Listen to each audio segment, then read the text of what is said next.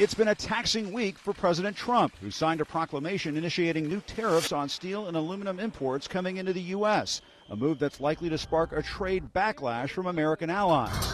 Steel is steel. You don't have steel, you don't have a country. It was not fair. Earlier in the day, the president took note of the collateral damage caused by his new tariffs, the sudden resignation of his top economic advisor, Gary Cohn. A fierce critic of free trade policies, Mr. Trump poked fun at Cohn, who strongly opposed the tariffs, describing his outgoing aide as a globalist. He may be a globalist, but I still like him. He is seriously a globalist, there's no question. But you know what? In his own way, he's a nationalist because he loves our country.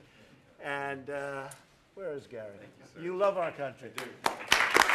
But for all of his tough talk, the president signaled he is making exceptions and applying some tariffs. We're negotiating with Canada and the NAFTA, and depending on whether or not we reach a deal, also very much involved with that is national defense.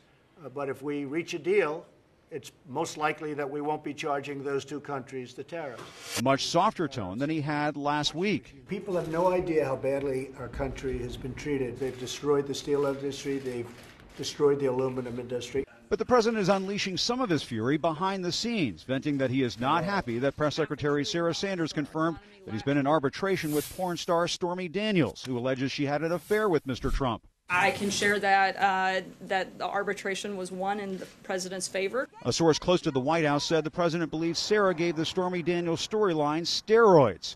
But White House officials pushed back on that, insisting the president has no issue with Sanders.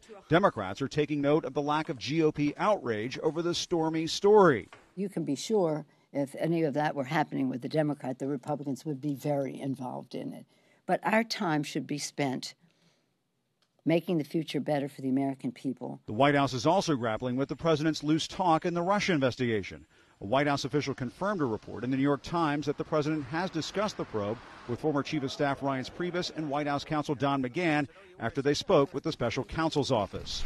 The official told CNN Chief of Staff John Kelly has warned the president to be careful, saying it's pretty clear that Kelly admonishes him constantly, and he's not the only one. Sending the message not just to those that may have been questioned, but those that would be questioned in the future, that what they say would be commented upon or they'd be queried by the president. That's not a good practice. I think John Kelly's advice is sound advice.